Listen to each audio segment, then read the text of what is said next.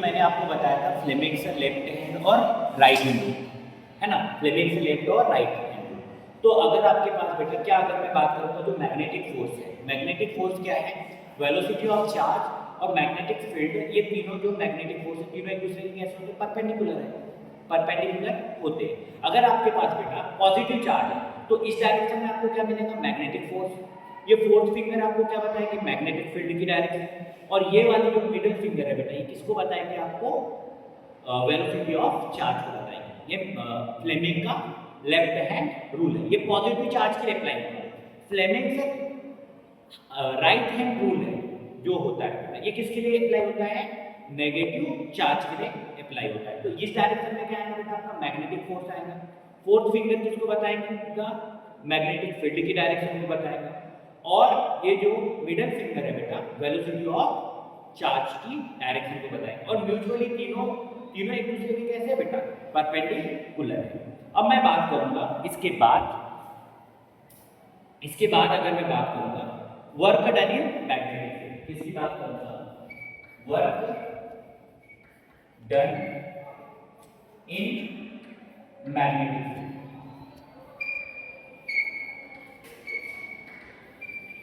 तो बेटा एक चीज समझ लेना, यूनिफॉर्म मैग्नेटिक फील्ड में, है ना, अगर हम बात करें तो फॉर्मूला लिखते हैं Fm इक्वल, क्या लिखते हो आप, Q V क्रॉस P। और ऑल जो है बेटा, अगर मैं बात करूं लेफ्ट हैंड रूल के अकॉर्डिंग, तो इस डायरेक्शन में आप Fm लिखते हो, इस डायरेक्शन में क्या लिखते हो, मैग्नेटिक फील्ड की डायरेक्शन। और ये डायरेक्शन किसकी होती है, वेलोसिटी ऑफ चार्ज की। तो तीनों बेटा एक दूसरे के कैसे, म्यूचुअली परपेंडिकुलर है।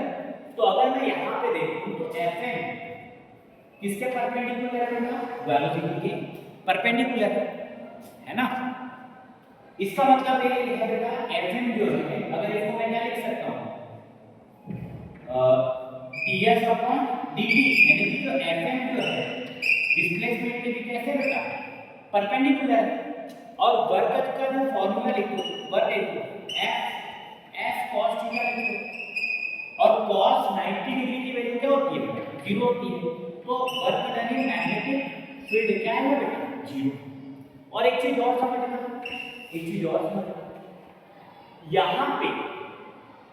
यहाँ पे अगर आप बात करोगे जो चार्ज पार्टिकल मोशन कर रहा है यूनिफॉर्म मैग्नेटिक फील्ड में, तो यहाँ पे इसकी जो एनर्जी है बेटा, एनर्जी भी चेंज नहीं होगी। एनर्जी भी क्या नहीं होगी बेटा, इसकी जो काइनेटिक एनर्जी वो चेंज नहीं होगी। ओनली क्या चेंज होगी बेटा, इसकी डायरेक्शन चेंज होगी, है ना। अब यहाँ पे डायरेक्शन चेंज होगी। अब इसके बाद अगर इसकी डायरेक्शन चेंज होगी तो किस कंडीशन में होगी, 0 डिग्री पे देखेंगे, 180 डिग्री पे देखेंगे, 90 पे देखेंगे, या अदर किसी एंगल पे देखेंगे। तो इसके बाद जो टॉपिक है बेटा आपका, इसके बाद जो आपका टॉपिक है, इसके बाद अब मैं किसको बताऊंगा, path of a charge particle, path of a charge particle, path of a charged particle in uniform magnetic field, in uniform magnetic field। अब अगर मैं बात करूं path of a charged particle in uniform magnetic field, इसका path कैसा है, ठीक है। अब पाथ की बात करेंगे बेटा, तो पाथ की बात करेंगे तो सबसे पहले मैं डिस्कस करूंगा, अगर आपका एंगल है, अगर आपका एंगल 0, थीटा इक्वल क्या है, 0 और 180 डिग्री, 0 और 180 डिग्री हुआ। इसका मतलब क्या है, तीनों चीज डिस्कस करेंगे। ये मान लो ये 0 वाली कंडीशन है ना, ये यूनिफॉर्म मैग्नेटिक फील्ड है और 0 डिग्री का एंगल है, 0 डिग्री का एंगल है कि यहाँ पे आपका चार्ज पार्टिकल, यहाँ पे आपका चार्ज पार्टिकल प्लस q, इसका मास स्मॉल है, ये किस डायरेक्शन में, v मीटर पर सेकंड की वेलोसिटी, यानी कि मैग्नेटिक फील्ड और वेलोसिटी दोनों के बीच में जो है, यहाँ पे हम बोलते हैं ना v क्रॉस v, है ना, v क्रॉस v, यानी कि किसके बीच का एंगल है, मैग्नेटिक फील्ड और वेलोसिटी के बीच का एंगल है, यानी कि यहाँ पे जो थीटा है कितना है, 0। तो आपका जो मैग्नेटिक फील्ड और वेलोसिटी दोनों की डायरेक्शन कैसे होगी, v पैरेलल टू p, दोनों की एक ही डायरेक्शन। दूसरी कंडीशन और इस कंडीशन में मैग्नेटिक फोर्स क्या हो जाएगा बेटा, Fm की वैल्यू 0 हो जाएगी। दूसरी कंडीशन में अगर मैं समझाऊंगा बेटा, इस डायरेक्शन में आपका क्या है, मैग्नेटिक फील्ड, इस डायरेक्शन में मैग्नेटिक फील्ड है। यहाँ पे जो चार्ज पार्टिकल है इसका मास m है, ये भी वेलोसिटी से इसके इस डायरेक्शन में जा रहा है v मीटर पर सेकंड। यहाँ पे थीटा क्या है बेटा आपका 180 डिग्री, थीटा कितना है 180 डिग्री।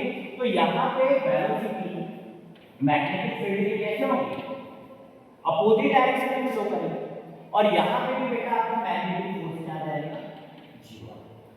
तीसरी कंडीशन समझिए अपन, तीसरी कंडीशन में क्या होगा बेटा, इस डायरेक्शन में आपकी मैग्नेटिक फील्ड होगी, इस डायरेक्शन में क्या आ जाएगा मैग्नेटिक फील्ड आ जाएगा, और इसके परपेंडिकुलर भी मीटर पर सेकंड से बेटा आपका क्या है, चार्ज जो है परपेंडिकुलर क्या करेगा, मोशन करेगा, क्या करेगा, परपेंडिकुलर मोशन करेगा, है ना।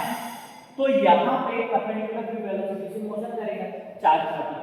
तो यहाँ पे अगर मैं बात करूँ तो यहाँ पे जो चार्ज पार्टिकल ये क्या करेगा बेटा, परपेंडिकुलर मोशन करेगा, तो ये किस पाथ में रोटेट होगा, सर्कुलर पाथ में रोटेट होगा। तो सर्कुलर पाथ में रोटेट होगा, तो बेटा यहाँ पे जो Fm इक्वल लिखूंगा qvt आ जाएगा। और अगर ये यहाँ पे सर्कुलर पाथ में ट्रेवल करने लग जाएगा, यहाँ पे सर्कुलर पाथ में ट्रेवल करने लग जाएगा, तो यहाँ पे इसको क्या मिलेगा बेटा, सेंटर इसको क्या प्रोवाइड करेगा, सेंट्रीपिटल फोर्स प्रोवाइड करेगा।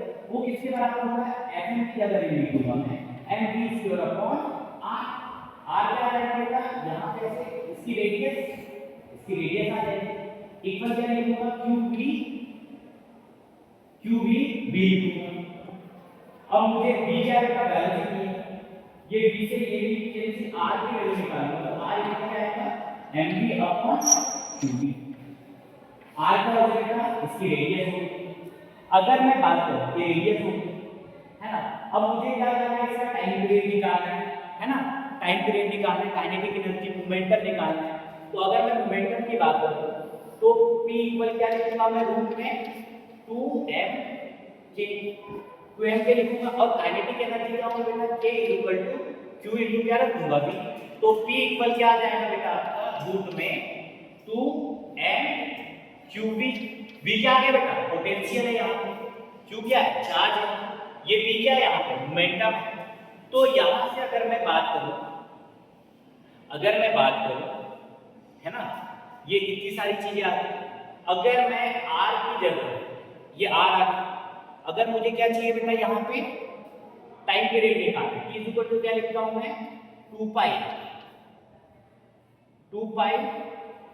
r अपॉन क्या लिखूंगा, v लिखूंगा, 2 पाई r अपॉन v। तो यहाँ वैल्यू पुट कर दो, टाइम पीरियड निकालना है, t इक्वल टू कितना आ जाएगा, ये टाइम पीरियड का एक ऑब्जेक्ट होने में कितना टाइम पीरियड लग रहा है, तो यहाँ पे वैल्यू रख दो बेटा m लगा,